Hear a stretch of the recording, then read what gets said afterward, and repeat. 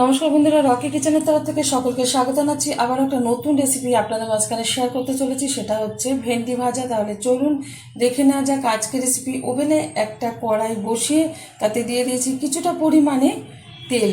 তেলটা গরম হয়ে গেছে, তেলের মধ্যে দিয়ে দিচ্ছি দুটো শুকনো লঙ্কা ছোট ছোট করে টুকরো করে কেটে নিয়েছি।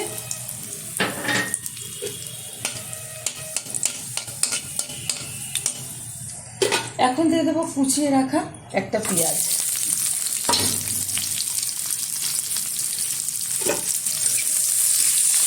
পেঁয়াজটা ভালোভাবে ভেজে নেব তেলের সাথে। দিয়ে দেবো হাফ চামচ হলুদ গুঁড়ো, দিয়ে দিচ্ছি স্বাদ মতো লবণ। ভালোভাবে ভেজে নিচ্ছি পেঁয়াজটা।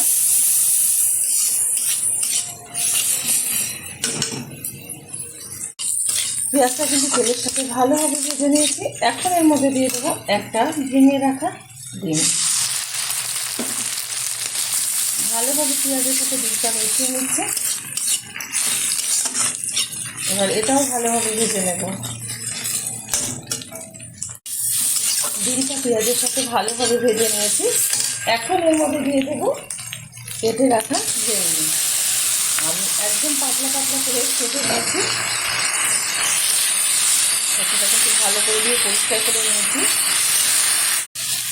আমার এই রেসিপি যদি আপনাদের ভালো লেগে থাকে, আপনারা অবশ্যই আমার চ্যানেলকে সাবস্ক্রাইব করবেন, লাইক করবেন, শেয়ার করবেন। আর এরকমভাবে একবার ভেন্ডি ভাজা আপনারা করে খেয়ে দেবেন। আশা করি ভীষণ ভালো লাগবে। প্রত্যেকে ভীষণ ভালো জানে যে কোনো জিনিস ভাজতে, তবুও আমি আমার স্টাইলে করে দেখাচ্ছি। আশা করি আপনাদের ভীষণ ভালো লাগবে। এখন দিয়ে দেবো পুড়িয়ে রাখা কিছুটা নারকেল। নারকেলটা দেবো, আবার একটু মিশিয়ে নিচ্ছি। এবার সুন্দরভাবে ভেজে নেব ঢাকনা ছাড়াই। ঢাকলে কিন্তু একদম কাদা কাদা হয়ে যাবে। ঘন ঘন নাড়িয়ে ভেজে নিচ্ছি ভেন্ডিটা। এখন আমি দিয়ে দেবো এর মধ্যে খুব সামান্য পরিমাণে একটু চিনি, যাদের অপছন্দ করা দেবেন না।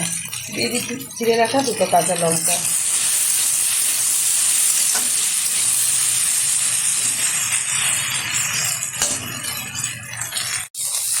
ভেন্ডি ভাজাটা কিন্তু সুন্দরভাবে হয়ে গেছে। নামিয়ে ঢেলে দেবো একটা পাত্রে। আর গরম গরম ডাল ভাতের সাথে এটা সার্ভ করবো। দেখাবে পরে ভিডিওতে নতুন কোনো রেসিপি নিয়ে। ধন্যবাদ।